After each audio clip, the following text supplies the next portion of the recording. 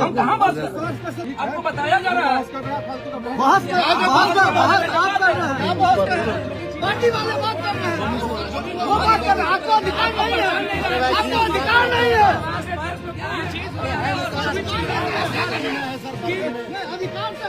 अधिकार से आपको अधिकार वर्दी में है ना सर? आप क्रिमिनल हैं? नहीं सर, बिल्कुल क्रिमिनल क्यों रहे? अपना पद बताइए ना।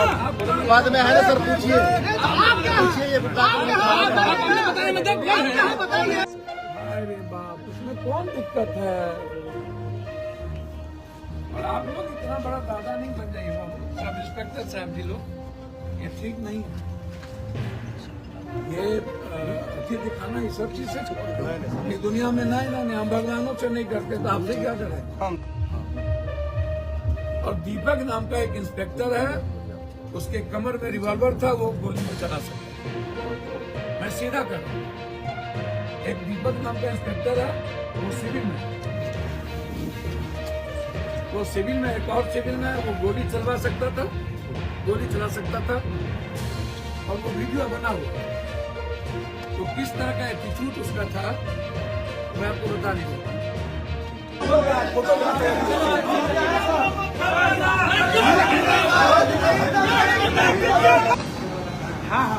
स्ट्रेचर का स्ट्रेचर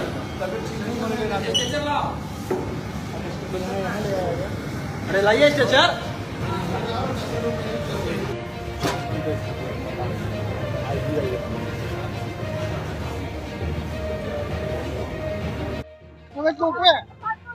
हम लोग हैं कि जो पप्पू यादव को पुलिसिया जुल्म, पुलिसिया आतंक के द्वारा गिरफ्तार किया गया है, उनको अविलंब कार्रवाई किया जाए।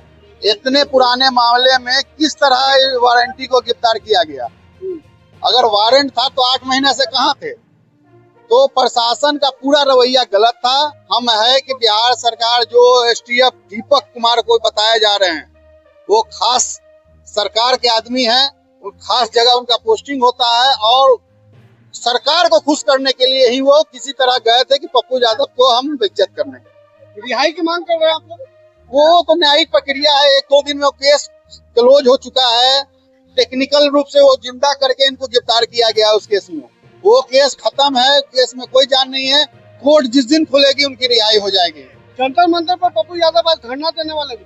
हाँ, ये उनके बिहाफ में भी धरना चल रहा है, और बहुत बड़ा धरना हो रहा है। बहुत समाजसेवी, समाज के लोग, बुद्धिजीवी लोग उपस्थित हैं। उनके बिहाफ, पप्पू यादव के बिना भी ये आंदोलन आगे चलता रहेगा।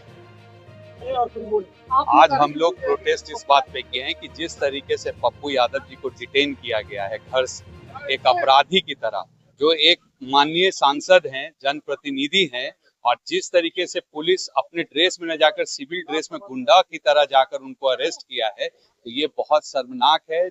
उन्होंने एक गरीब बेटी, एक लड़की का, एक छोटी सी बच्ची का आवाज उठाया है, जिसकी मर्डर की गई है, हत्या की गई है, और उसको सिर्फ दबाने के लिए पप्पू यादव को चेक एंड बैलेंस करना चाह रही है सरकार।